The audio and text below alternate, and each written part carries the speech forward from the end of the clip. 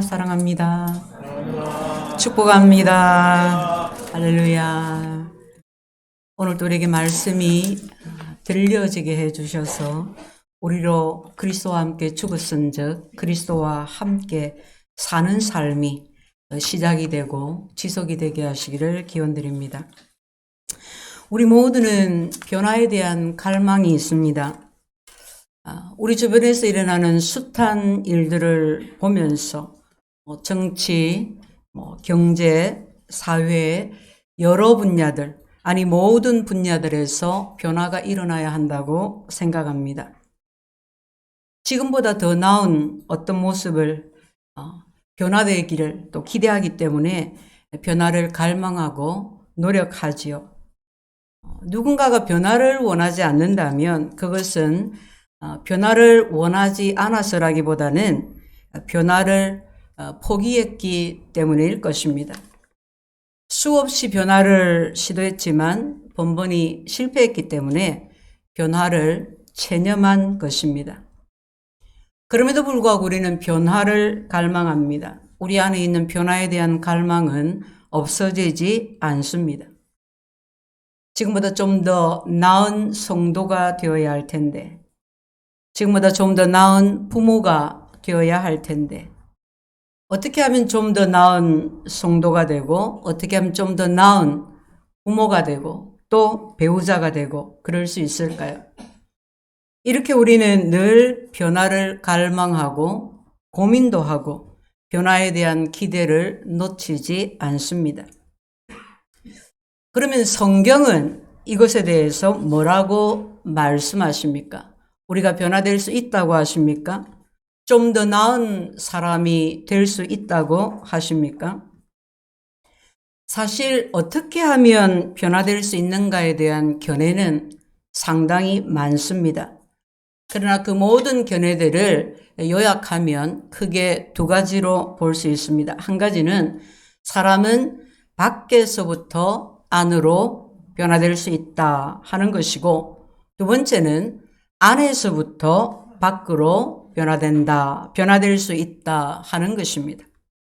자, 첫 번째 견해, 사람이 밖에서부터 안으로 변화된다 하는 것은 사람의 행위를 교정해서 좋은 사람이 될 수 있다, 의인이 될 수 있다고 보는 것입니다.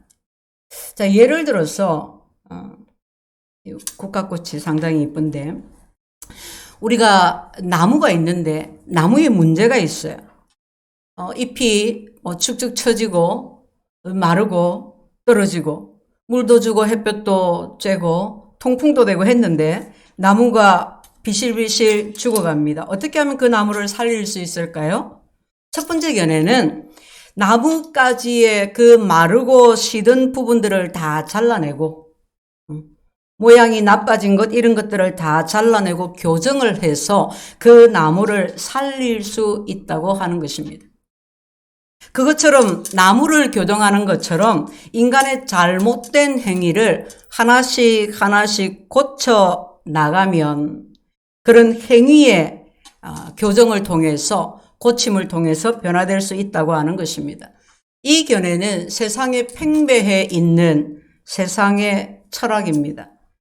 잘못된 행동을 고치기 위해서 고행도 하고 많은 선을 쌓기도 하고 깊은 철학을 배우기도 하고 때때로 종교에 심취하기도 합니다. 대표적으로 불교에서 이런 주장을 하지요. 깊은 묵상 가운데서 인간의 108가지 번뇌를 다 떨쳐내버리고 내 안에 있는 잘못된 생각, 욕심 이런 것들을 내가 노력해서 하나하나 가지치기를 하는 것입니다. 그러면 어느 날 깨달음에 이르러서 부처가 될 수 있다, 의인이 될 수 있다고 하는 것입니다. 사람이 밖에서부터 안으로 교정함으로 의인이 될 수 있다고 하는 사상은 세상 모든 종교에 뿌리 박혀 있습니다. 그런데 문제는 이러한 사상이 교회 안에도 수없이 들어와 있다는 것입니다.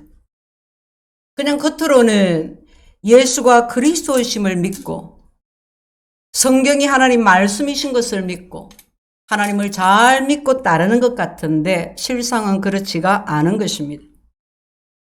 교회에 다니지만 그 사람의 생각과 행동에서는 사람은 밖에서부터 안으로 교정되어야 한다고 주장하는 것과 같습니다.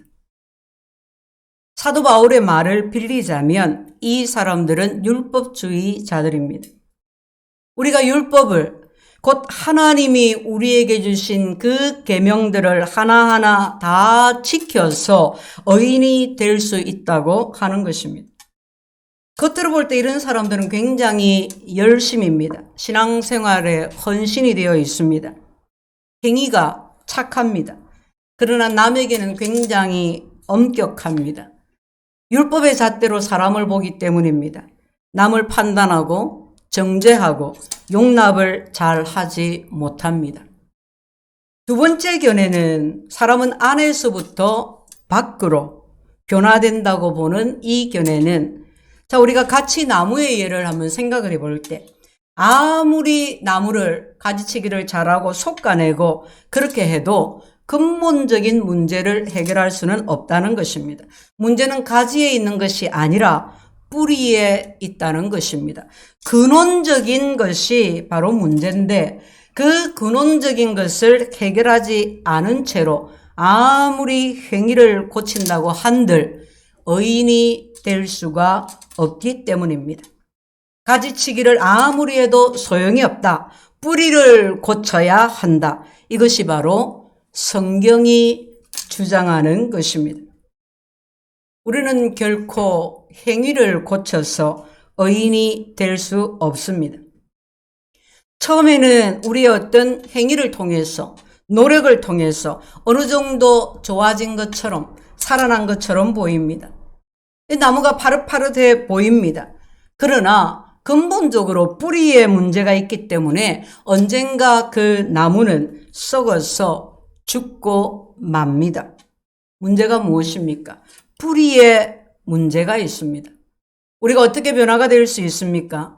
뿌리를 바꾸어야 합니다. 뿌리의 힘에 의지해서 잘못된 가지의 문제를 하나씩 하나씩 해결해 나가는 것입니다. 이것이 바로 성경이 우리에게 가르치는 하나님의 방법입니다. 16절에 바울이 사람이 의롭게 되는 것은 율법의 행위가 아니라 오직 예수 그리스도를 믿음으로 되어진다. 이것을 강조하기 위해서 16절에 똑같은 말씀을 계속 반복합니다. 3번씩 반복합니다. 처음엔 사람이 의롭게 되는 것은 사람이라고 했습니다. 기억하십시오. 그 다음에는 우리도 그리스도 예수를 믿나니 우리라고 합니다. 처음에는 의롭게 되는 것은 누가? 사람이, 즉 일반적인 적용을 합니다. 모든 사람이 의롭게 되는 것은, 그 다음에는 우리가 의롭게 되는 것은 바로 나에게 적용을 시키고 있습니다. 그리고 그 다음에 다시 똑같은 말씀을 합니다. 율법의 행위로서는 의롭다함을 얻을 육체가 없느니라. 반복해서 또 하고 또 하고 또 하는 이유가 무엇입니까? 중요하기 때문입니다.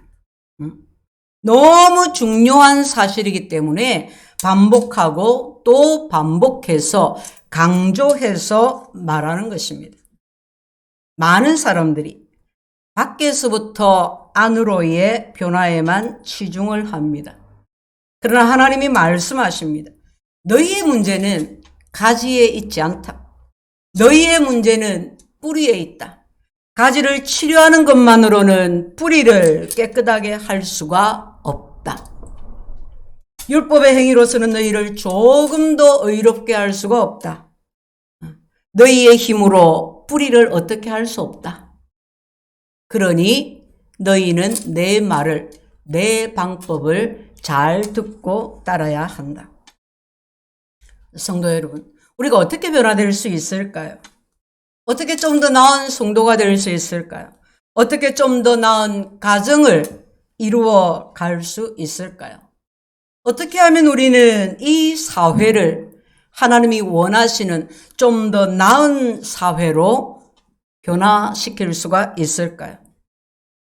하나님께서는 오늘 본문을 통해서 우리에게 세 가지를 말씀해 주십니다. 자, 우리가 변화되려면 첫 번째입니다. 우리는 하나님 앞에서 우리 자신의 모습을 올바로 파악해야 합니다. 17절에 만일 우리가 그리스도 안에서 의롭게 되려 하다가 죄인으로 드러나면 그리스도께서 죄를 짓게 하는 자냐? 결코 그럴 수 없느니라. 이 말씀이 뭘까요?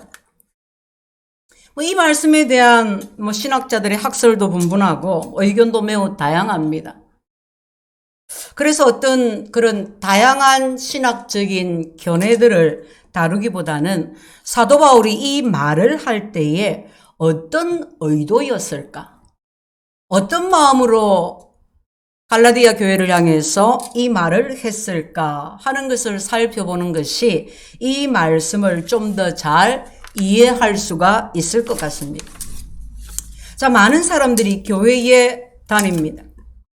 그런데 교회를 다니면서 교회 다니는 것이, 예수 믿는 것이 참 어렵다 그렇게 말을 합니다. 교회를 다니는데 이해할 수 없는 것이 생겨나고 이해할 수 없는 것이 많기 때문입니다. 어떤 사람은 예수님 믿고 나서 얼마 지나지 않아 그런 의문을 갖습니다. 그러나 또 어떤 사람은 신앙을 포기하기로 작정을 하고 나서 그런 말을 합니다. 목사님, 저 이제 교회 못 나오겠습니다. 더 이상 못 믿겠습니다. 왜 그러신가요? 저는 이해가 잘 안 갑니다. 뭐가 그렇습니까? 제가 제 문제를 좀 고쳐보려고 교회를 나왔는데 문제를 고치기는커녕 문제가 더 커지는 것 같습니다. 자기 가정에 문제가 있다고 생각하는 이가 있습니다. 그는 자기 가정의 문제가 무엇인지를 가만히 생각을 해보았습니다. 그랬더니 문제는 가만히 생각하고 자시고 알 것도 없어요. 바로 남편입니다. 남편에게서 문제가 시작이 되었습니다. 평소에는 직장에서 일한다고 가정에 소홀하고 아내와 대화할 시간도 없고 아이들하고 그냥 늦게 들어와서 애들 잘 때 보고 아침 일찍 나가서 애들 일어나는 것도 못 보고 그러다가 그러면 또 휴일 주말이면 자전거 동호회에 가가지고 하루 종일 자전거 타고 다닌다고 아이들과 시간을 내어지지를 못하고 관심이 없는 거죠. 그러다가 밤에는 술에 취해서 일주일에 한 5번은 술에 취해서 들어옵니다. 근데 당신 왜 이러느냐고. 사회생활을 잘하기 위해서는 어쩔 수 없다고 그럽니다. 어쩌다가 친구들하고 한 번씩 모이면 모여서 술 마시고 화투 치고 그냥 문제투성입니다. 그래서 남편을 어떻게 변화시킬 수 있을까? 궁리하다가 좀 꼬드겨 보기도 하고 살살 달래보기도 하고 협박도 해보기도 하고 그렇게 교회에 한 번 데리고 오고 2번 데리고 오고 그렇게 교회를 나오게 되었습니다. 자, 그러면 교회에 나오면 어떻게 됩니까? 교회에 나오면 남편이 좀 변화가 돼야 되는데 좀 일찍 귀가하고 아이들과도 좀 시간을 갖고 술도 좀 끊고 부부 사이도 좀 좋아지고 그렇게 남편이 좀 변화되어 가는 모습이 보여져야 하는데 예배를 드리고 말씀을 들을 때마다 하나님께서 남편보다 네가 문제다. 나 자신의 문제라고 하는 거예요. 그러니까 이거 도저히 이해할 수가 없다. 받아들이기가 어렵다는 거예요. 사도 바울이 이런 공격을 받았습니다. 만일 우리가 그리스도 안에서 의롭게 되려 하다가 죄인으로 드러나면 그리스도께서 너한테 죄짓게 했냐? 이 말씀은 우리가 그리스도 안에서 의롭게 되려고 그리스도 안에서 문제를 해결하려고 변화를 받기 위해서 교회에 왔는데 교회에 와서 보니 내가 죄인이라는 것이 드러났다는 거예요. 원어의 말씀 그대로로 해석하면 이렇습니다. 예수 믿으려고 왔더니 내 문제는 하나도 안 고쳐지고 나는 변화도 안 되고 내가 죄인이라는 것이 만천하에 드러났다. 그럼 그리스도께서 죄를 짓게 하는 자냐? 그럴 수 없느니라. 여러분 이 말씀이 너무 중요합니다. 어떤 분이 샤워를 하다가 무심결에 거울을 봤어요. 우리 거울 보고 샤워 잘 안 하잖아요. 무심결에 그냥 딱 봤는데 가슴 쪽에 반점이 보입니다. 뭐 이렇게 뭐 몽알이도 없는 것 같고 뭐 피부병인가 뭐 약이나 좀 받아오자 해서 피부과에 가니까 큰 병원에 가서 한번 검사를 해봐라. 그래서 큰 병원에 가서 엑스레이 찍어야 되는데 엑스레이도 찍고 뭐도 하고 이런저런 검사를 했습니다. 검사 끝에 의사가 말하기를 간암 초기입니다. 그래요. 그럼 이런 상황이 닥쳤을 때, 괜히 의사가 이런 검사 저런 검사 하게 하더만은 없는 병 만들어내가지고 저 의사가 내 인생 망쳤다. 그럴 사람이 있습니까? 그럴 사람 없어요. 의사는 그 반점을 보고 반점만 보지 않고 가슴에 있는 반점은 간 쪽에 문제가 있을 수도 있다 하는 것을 알고 세밀하게 검사를 하고 그렇게 제대로 병을 진단해 준 것입니다. 하나님 앞에서 우리 인생이 어떻게 올바르게 변화될 수가 있겠습니까? 성경이 말씀하십니다. 하나님 앞에서 네 자신의 모습을 올바로 파악해라. 올바른 진단이 있어야 올바른 처방이 있는 것입니다. 우리 세상의 모든 철학, 모든 종교는 올바른 진단을 내리지 않습니다. 진단할 수 있는 능력이 없습니다. 인간이 누구인지, 죄가 무엇인지, 오늘날 우리 인생들이 갖는 그 문제의 근원적인, 문제의 근원이 무엇인지, 어디에 있는지 밝히지 못합니다. 올바르게 진단을 하지 못하니까 처방이 아무리 뭐 이런 처방 저런 처방 이런 세상에 얼마나 많은 처방들이 있습니까? 제대로 진단이 안 됐는데 그 처방이 옳겠습니까? 안 되는 겁니다. 하나님이 우리에게 말씀하십니다. 오라! 우리가 변론하자. 원인이 뭔지 한번 규명해보자. 나랑 토론해보자. 너희 문제가 무엇인지 너희가 알아야 한다. 예수님이 오셔서 말씀하시기를 건강한 자에게는 의사가 쓸데가 없고 병든 자에게라야 쓸데가 있다. 말씀하시면서 예수님 자신이 의원이라고 하셨습니다. 우리는 내 문제가 무엇인지를 알아야 합니다. 문제를 모르면, 문제를 인정하지 않으면 해결책도 없습니다. 상담을 원하는 사람들이 상당히 많습니다. 교회도 목사에게 상담을 하기도 하고, 요즘 프로그램 보니까 부부 문제, 아이 문제 상담을 하러들 많이 가요. 왜 상담을 원합니까? 변화를 갈망하기 때문에. 신앙 상담을 받습니다. 또는 그 외에 여러 가지 생활에 있어서 상담을 받습니다. 근데 상담을 하다 보면요. 상담하러 온 그 내담자의 반응을 보면 이 문제가 해결이 될지 해결이 안 될지가 대충 보입니다. 상담을 받으면서 내담자가 그렇군요. 미처 몰랐습니다. 나에게 원인이 있었네요. 내가 잘못했네요. 이렇게 반응하는 사람은 그 문제가 반드시 해결이 됩니다. 그런데 내담자가 그래요. 나에게도 문제가 있겠죠. 그런데 나에게 문제가 한 개면 우리 남편은 문제가 10개, 100개입니다. 이런 가정은 절대 변화되지 않습니다. 늘 제자리 걸음입니다. 여기서 처방을 가져오고 저기서 처방을 가져오고 여기서 처방을 가져와도 그 처방약이 효험이 안 납니다. 성도 여러분, 여러분은 지금 변화를 원하십니까? 더 나은 성도가 되고 더 나은 가정이 되기를 원하십니까? 하나님 앞에서 더욱 복되고 평안한 삶을 하나님이 주신 그 약속을 성취하는 삶을 살아가기를 원하십니까? 하나님이 말씀하십니다. 너희의 모습을 내 앞에 드러내라. 너는 너 자신을 올바르게 인식해라. 문제가 나에게 있는 것을 보라는 것입니다. 문제가 가지에 있지 않고 뿌리에 있는 것을 보라는 것입니다. 이게 물론 남편에게 문제가 있지요. 그러나 남편에게 문제가 있지만 그 이전에 나에게 문제가 있는 거구나. 우리 사회가 이렇게 혼란하고 이렇게 복잡하고 이것은 우리 사회의 그 누구의 문제가 아니라 사실은 그리스도인인 나와 우리의 문제가 있는 거구나. 복음은 예수님을 찾아오는 자에게 네가 바로 죄인인 것을 명백하게 드러냅니다.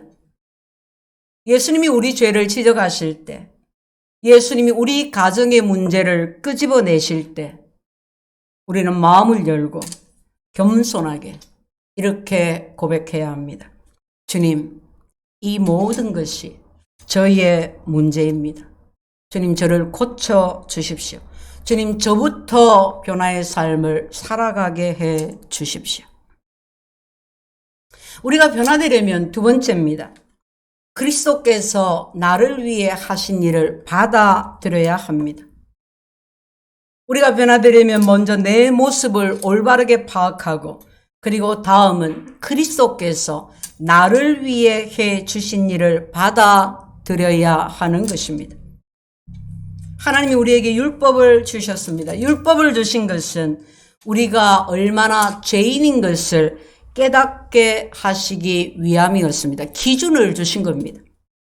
여러분, 율법이 없으면, 기준이 없으면 잘못된 것도 없습니다. 정답이 없으면 오답도 없습니다. 관역이 없는데 어떻게 명중을 시킬 수가 있습니까? 그래서 하나님께서 우리에게 법을 주신 것입니다. 율법의 요구는 형벌입니다. 법을 잘 못 지켜서 벌을 받는 것입니다. 이 세상 법도 그렇습니다. 법을 안 지키면 형벌이 있습니다. 모든 법이 하나님의 법을 따라서 만들어졌기 때문에 죄를 지으면 반드시 그에 상응하는 벌을 받아야 합니다. 그러면 죄의 형벌은요? 죄의 삭은 사망이요, 사망입니다. 어떤 죄도 사망입니다. 죽음으로 죄를 갚아야 합니다. 우리가 다 죄를 지었습니다. 다 잘못되었습니다. 율법은 우리에게 네가 바로 죄인이다. 그러므로 죽어 마땅하다라고 합니다. 죄의 삭은 사망이요. 죄인인 우리에게는 희망이 없습니다. 그래서 죽으면 어떻게 됩니까? 육신이 죽어 흙으로 돌아가고 영혼이 영원히 형벌을 받습니다. 지옥에서 형벌을 받습니다.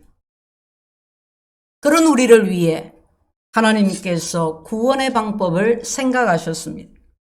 그것은 바로 하나님이 이 땅에 인간의 몸으로 오시는 것입니다. 인간의 몸으로 오신 하나님, 우리를 구원하기 위해 이 땅에 오신 하나님, 그분이 바로 예수님이십니다. 예수님이 십자가에서 하신 마지막 말씀이 다 이루었다 하신 말씀입니다. 이 말씀은 내가 다 갚았다. 내가 너희가 받을 죄의 형벌을 내가 대신 다 받았다. 내가 너희 죄값을 다 갚았다 하는 것입니다. 우리 인생이 어떻게 변화될 수 있습니까? 내가 율법으로 말미암아 율법에 대하여 죽었나니 하나님에 대해서는 살려함이라. 그럼 지금 바울이 율법에 대해서 죽었다고 말했습니다. 그럼 바울이 진짜 죽었습니까? 안 죽었어요. 그런데 왜 죽었다고 합니까? 내가 율법에 대하여 죽었나니 20절에 내가 그리스도와 함께 십자가에 못 박혔나니 누구와 함께요? 그리스도와 함께 못 박혔나니. 그리스도와 함께 십자가에 못 박혀야 합니다. 율법의 형벌은 사망을 요구합니다. 우리가 법을 지키지 않았기 때문에, 율법을 범했기 때문에 죽어야 하는 것입니다. 그러나 하나님은 나를 십자가에 못 박지 아니하시고 예수님을 십자가에 못 박으셨습니다. 예수님이 십자가에 못 박히신 날, 그러면 이 세상 모든 사람의 죄가 다 저절로 사라졌습니까? 모든 사람의 죄를 위하여 십자가에 달려 죽으셨지 않습니까? 그럼 모든 사람의 죄가 사해졌습니까? 맞아요. 모든 사람의 죄가 사해졌습니다. 예수님이 이 세상 모든 사람의 죄값을 대신 갚아주셨습니다. 그런데 구원받지 못한 사람들이 있습니다. 그런데 죄 사함받지 못하는 사람들이 있습니다. 아이고야, 죄도 죄 나름이지, 저런 큰 죄는 용서가 안 돼. 그렇게 큰 죄를 지어서가 아니라 예수님이 십자가에 못 박히심으로 내 죄값을 다 치루어 주셨다는 그 사실을 믿지 않기 때문에, 그리스도께서 이미 다 이루어 놓으셨는데 이루어 놓으신 그 일을 안 믿어서 구원 못 받는 것입니다. 예수님을 안 믿어서, 예수님이 내 안에 없어서 구원 못 받는 것입니다. 성도 여러분, 예수님을 구주로 믿으십니까? 예수님이 십자가에서 내 죄를 담당해 주신 구주이신 것을 믿으십니까? 아멘. 우리가 그 사실을 믿으면, 믿는 그 순간 하나님께서 우리를 인정해 주십니다. 내가 십자가에 못 박히지 않았지만 예수 그리스도께서 십자가에 못 박히신 것에 나를 동참을 시켜서 내가 십자가에 못 박힌 것처럼 간주해 주시는 것입니다. 어떻게 우리가 변화될 수 있습니까? 그리스도께서 하신 이 일을 믿음으로 받아들이는 것입니다. 너희는 그 은혜로 말미암아 믿음으로 구원을 받았으니 구원은 너희에게서 난 것이 아니요 하나님의 선물이라. 우리를 대신해서 죽음으로 우리를 살려주신 하나님의 그 놀라운 사랑과 은혜를 받아들일 때, 그때 우리의 뿌리가 변하는 것입니다. 그런 정도든지 그리스도 안에 있으면 새로운 피조물이라. 이전 것은 지나갔으니 보라 새 것이 되었도다. 뿌리가 바뀌면 새 삶이 시작이 됩니다. 뿌리가 바뀌어서 새로운 삶을, 완전히 다른 인생을 살아갈 수가 있게 되는 것입니다. 할렐루야.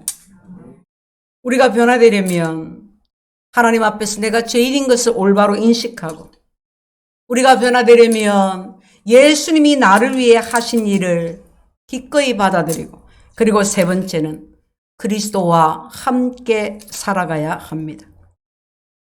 교회 다니면 내가 그리스도와 함께 죽었다는 것을 시인합니다. 그리스도와 함께 죽은 사람은 많습니다. 그런데 그리스도와 함께 사는 사람이 너무도 적습니다. 우리는 가지입니다. 우리 인생은 문제가 많습니다. 그러나 가지 스스로, 우리가 우리 스스로 우리 인생의 문제를 해결할 수가 없습니다. 그래서 하나님께서 친히 손을 대십니다.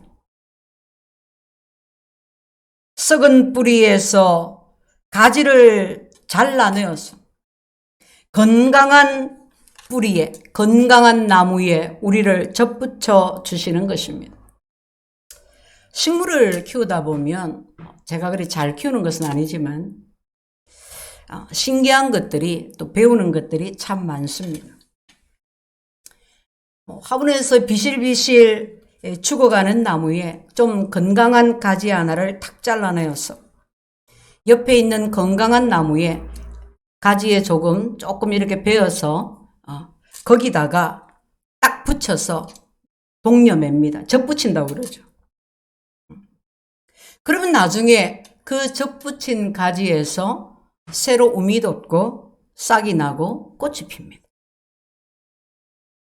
하나님은 나무에 가지를 접붙인 것처럼 우리의 문제를 잘라내고